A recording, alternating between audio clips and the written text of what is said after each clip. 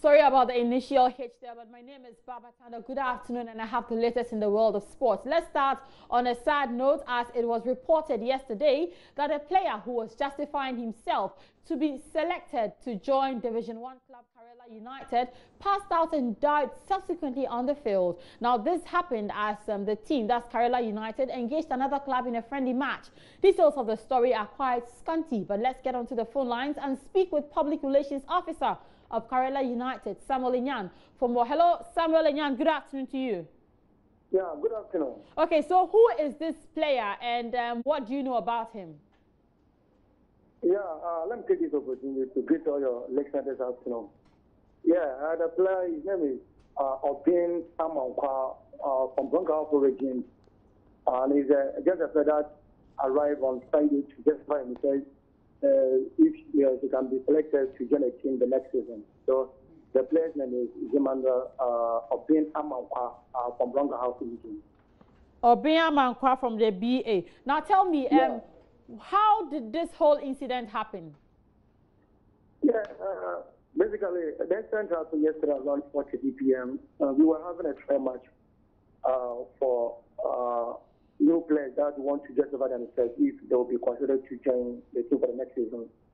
So just a trial match with selected justified players that represent the Karela Football Club against the lower division side called Junior Navy.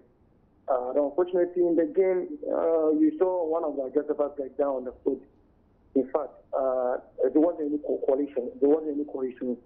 So the technical team rushed on him to wake him up, and he slightly returned himself. So we called for a car and finally rushed him to the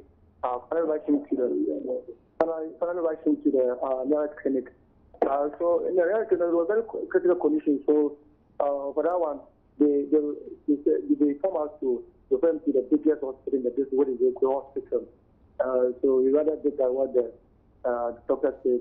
On that day, now it all happened about yesterday, but still we haven't get any confirmation, any doctor report whether the boy has done or not. But still, we are yet to get the confirmation on the doctor's report whether he can survive or not.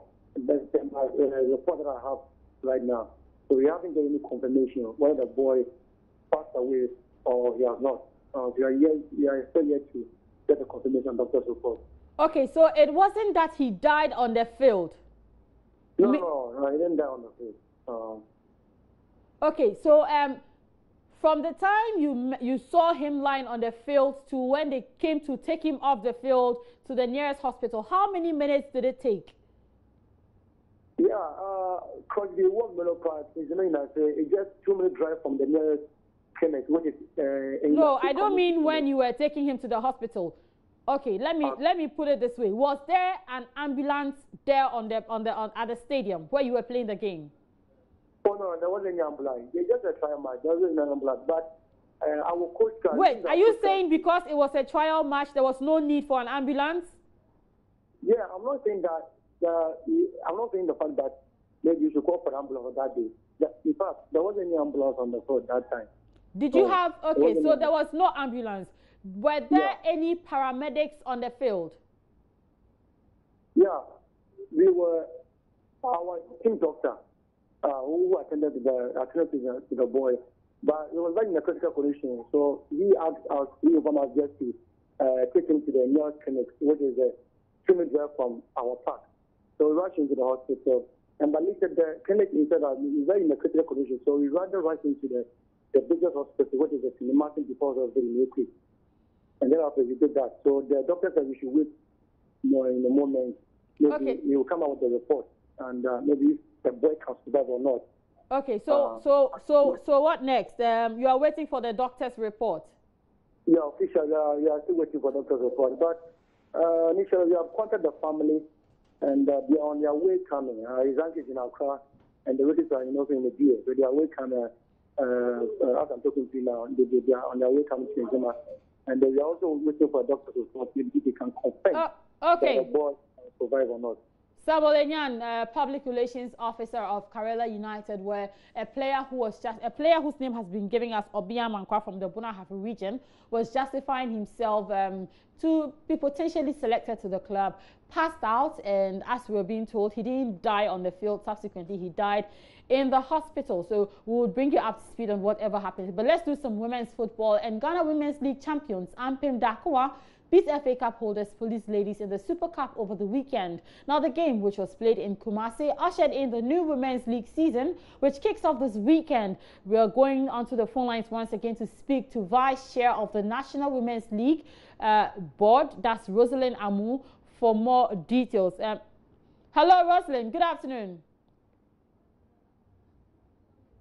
Okay, so Rosalind is not on the line, but what happened was that Ampem Dakoa beat Police Ladies by 2-0, and there were some backstories which we were hoping to get from the Vice Chair of the Women's League Board. And then quickly before I go, some arm wrestling news, and I'm sure a lot of us at one point in time or the other, especially in our junior years, tried pitching our strengths against our friends in arm wrestling. Now, little did we know that arm wrestling was actually going to be an organized sport that could bring us money. Well, over the weekend, some men and women from around the country, they took part in an arm wrestling championship under the auspices of the Ghana Arm Wrestling Federation in Accra. And here's what happened. Impressive Ebenezer Niama emerged the overall champion of the maiden edition of the National Arm Wrestling Championship, which was held at the Accra Sports Stadium over the weekend. The talented arm wrestler exhibited tremendous strength and incredible power to see off Ebenezer Bafrai in the finals of the 110 kg event. Niama was happy to win the biggest prize of the one-day tournament. I don't have any experience. I just heard it. That was last week, and I just come to try it. So if I said I have experience, I'm a big liar. I don't have any experience, but already I'm a power lifter, so you know the strength is there. And if you come to these strength issues, only the strongest survive. That's why I survived.